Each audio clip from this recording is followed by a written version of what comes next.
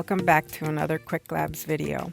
In today's video we will be discussing the eyedropper tool. The eyedropper tool is located here on your toolbar, and as you can see I do have my quick tips activated, so if I wanted to I could watch a short video introducing this tool to me.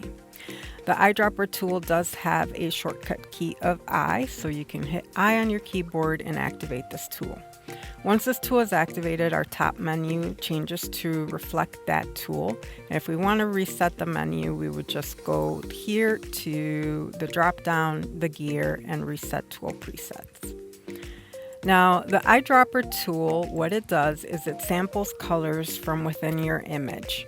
This is important for a variety of reasons. If you're trying to create a palette from the colors within your image to use as reference for other images, or just to have a color palette available for your clients, then you can use the eyedropper tool for that.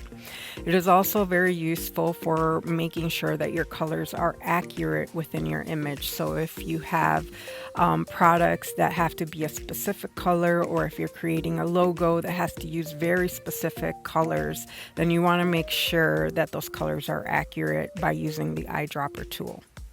For example, if we look at the candle here at the top, and I just use Command ++ to zoom into my image, or Control+ on a PC, we can take a look at the section of our image. Now, this is a candle that is lit, but is also lit externally to be able to see the rest of the tabletop. We can see the shadows are moving towards the left, which gives us a shadowed area here in our candle. So the color from this area to this area is very different. And we would, if we need something to be very accurate in color, then we can make adjustments after checking those colors.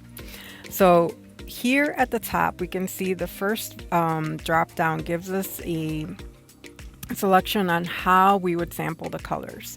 So right now it's on point sample. So that means if I click on a point, it is going to take that specific pixel that I clicked on and give me a color value.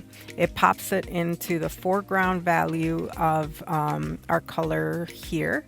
And if I double click, I can actually see all the color values here. It also allows me to add to the swatches or my color libraries directly from here. Now, if I drop down again, I can see that I have very different readings that I can do. For example, the point sample, like I said, will work specifically on the pixel that I select. The 3x3 average will select the pixel and 3x3 around it, 5x5 around it, 11x11 around it, 31x31, and so forth and so on.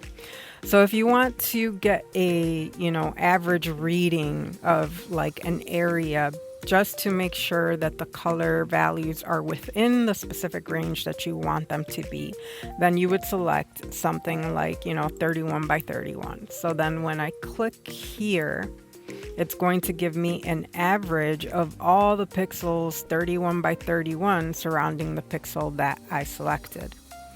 If I extend that area to say 100x100, and then I would get an average of that. So it's all the values around. So if I click here, it's going to give me a very different value.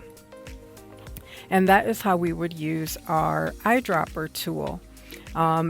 It's very effective, and you can get and create your own color palettes just from the images that you take. Thank you, and I'll see you in the next Quicklab videos.